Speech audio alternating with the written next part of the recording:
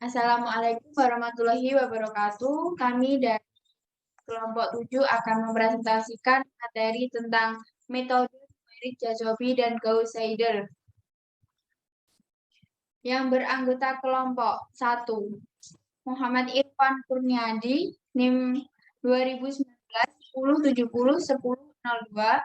Yang kedua ada saya sendiri, Niken Santi, NIM 2019 10 1018. Yang ketiga ada Muhammad Ashabul Yamin, NIM 2019 1070 1043. Yang pertama ada materi tentang metode iterasi Jacobi dan algoritmanya. Metode Jacobi. Metode iterasi Jacobi merupakan salah satu metode tak langsung, yaitu bermula dari suatu hampiran penyelesaian awal dan kemudian berusaha memperbaiki hampiran dalam tak berhingga namun langkah konvergen. Metode iterasi Jacobi ini digunakan untuk menyelesaikan persamaan linear berukuran besar dan proporsi koefisiennya 0 besar. Sejarah metode Jacobi. Metode ini ditemukan oleh matematikawan yang berasal dari Jerman, Charles Gustav Jacob Jacobi pada tahun 1800-an. Ada sistem persamaan linear, maka dapat ditulis sebagai berikut. AX sama dengan B. Kemudian dikenali bahwa A sama dengan D plus left dalam kurung L plus UX, di mana D merupakan metrik diagonal, L merupakan metrik segitiga bawah, dan U merupakan metrik segitiga atas. Dan kemudian persamaan di atas dapat diubah menjadi XI pangkat K sama dengan 1 per AII dalam kurung BI min sigma J tidak sama dengan I AIJ XJ pangkat K min 1 tutup kurung I sama dengan 1, 2, sampai nilai N. Ada pula input. Input ialah A, B, hampiran awal, Y sama dengan Y1, Y2, Y3, sampai YN, tutup kurung T. Ketentuannya tidak boleh dilampaui toleransi T dan maksimum iterasi N. Dan ada pula outputnya.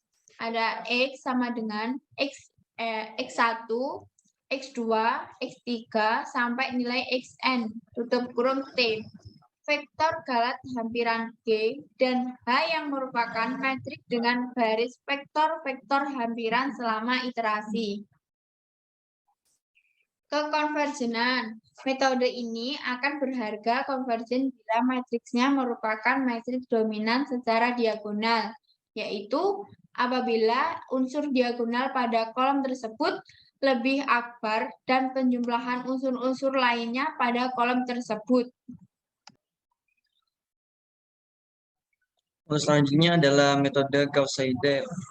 Untuk di sini ada prosedur umum yang pertama, yaitu selesaikan secara aljabar variabel yang tidak diketahui XI masing-masing bersama.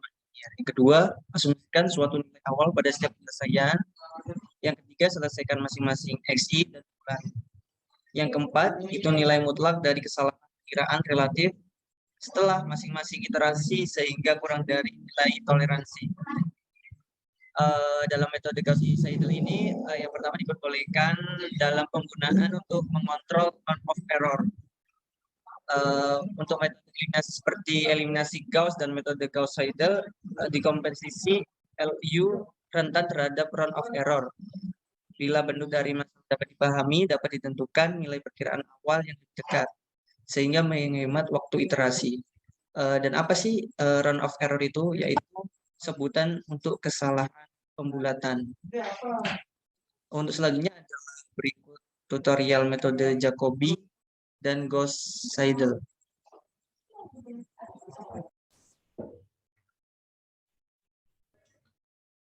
Baik, di sini saya akan menjelaskan cara menyelesaikan persamaan linier dengan menggunakan metode Jacobi dan menggunakan metode Gauss-Seidel.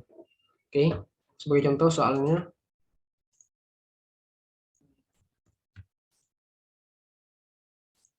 Oke. Pada kali ini saya akan menggunakan soal di mana 10x1 plus 2x2 minus x3 sama dengan 7, x1 plus 8x2 plus 3x3 sama dengan min 4, min 2x1, min x2 plus 10x3 sama dengan 9.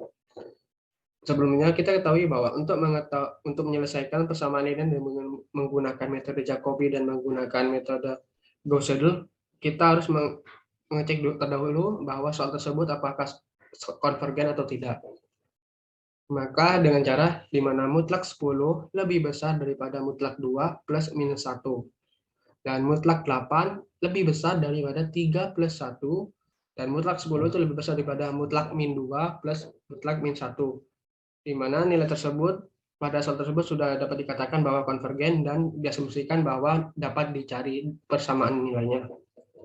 Maka pada kali ini saya menggunakan formula di mana pada soal tersebut yaitu dengan x1 sama dengan x, x2 sama dengan y, dan x3 sama dengan z. Nah, untuk formula untuk x maka 7 minus 2y plus z per 10. Dan untuk y minus 4 minus x minus 3z per 8. Dan untuk z itu di mana 9 plus 2x plus y per 10. Nah, pada metode Jacobi, untuk pada iterasi 0, saya menggunakan tebakan awal itu di mana 0,0,0. Nah, untuk mencari nilai x1 pada iterasi pertama itu dengan menggunakan rumus dengan persamaan di atas, di mana untuk mencari x itu dengan cara sama dengan kurung 7 minus 2y, di mana 2y-nya masih di tebakan awal itu 0, maka kita menggunakan tebakan awal itu dengan nilai 0 plus z. Nah, untuk nilai z itu masih dengan menggunakan nilai 0 dan per 10. Disamakan dengan 0,7. Sama untuk mencari nilai y sama seperti nilai untuk mencari nilai x dengan cara sama dengan buka kurung persamaan pada y untuk minus 4 dikurangi x-nya itu sebesar 0 dikurangi 3 dikali z-nya itu masih 0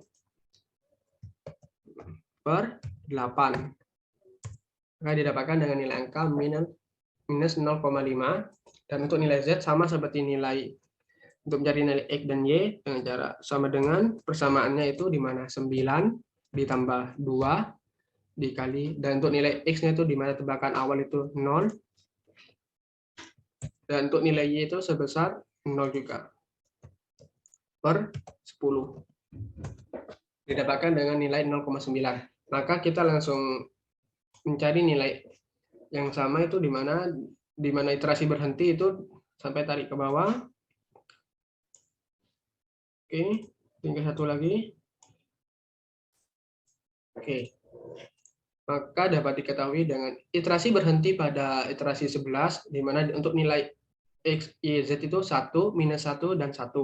Maka dapat dikatakan bahwa untuk metode Jacobi, untuk mencari nilai x1 dihasilkan dengan 1, dan untuk nilai x2 atau y itu min 1, dan untuk nilai x3 atau z itu sebesar 1. Nah, untuk mencari nilai error pada iterasi x1 itu maka dicari dengan cara ABS iterasi 1 dikurangi iterasi sebelumnya. Maka kita langsung tarik saja ke samping dan kita tarik ke bawah. Untuk mencari nilai error, maka kita langsung dengan cara maksimal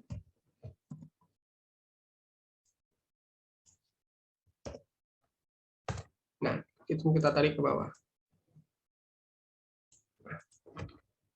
Nah, untuk iterasi 11 maka diketahui bahwa nilainya itu 1 minus 1 minus 1 dengan nilai maksimal errornya itu seperti ini.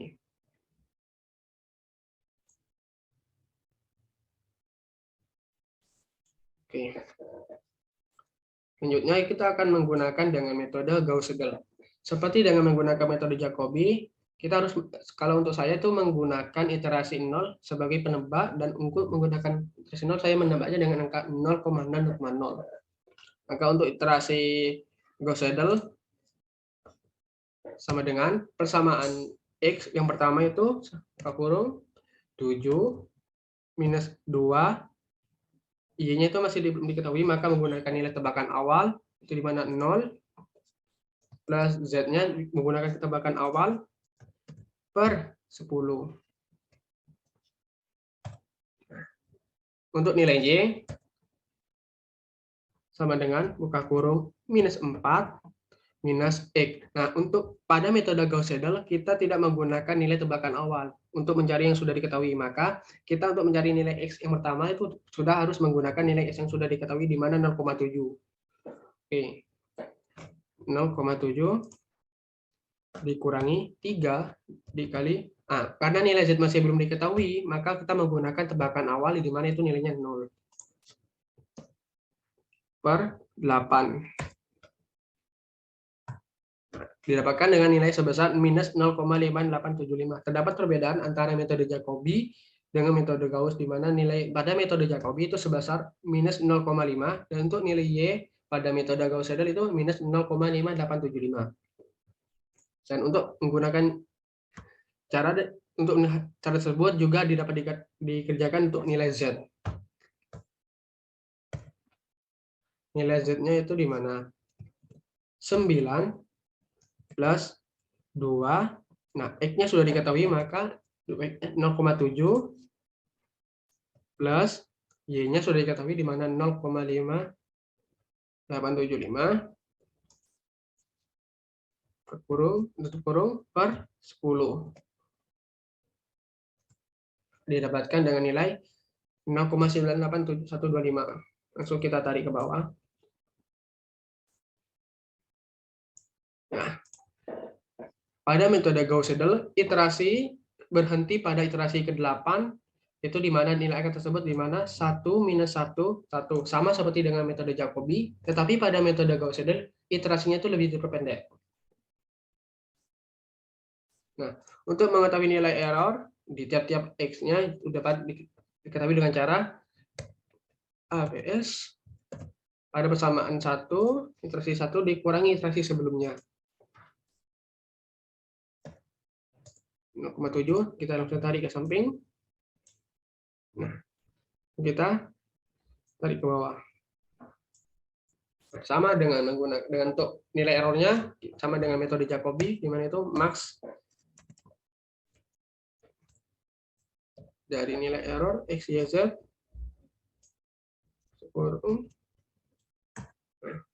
Kita tarik ke bawah. Nah, maka didapatkan dengan hasil 1 minus 1, 1 dengan nilai error 1,39 minus angka 6.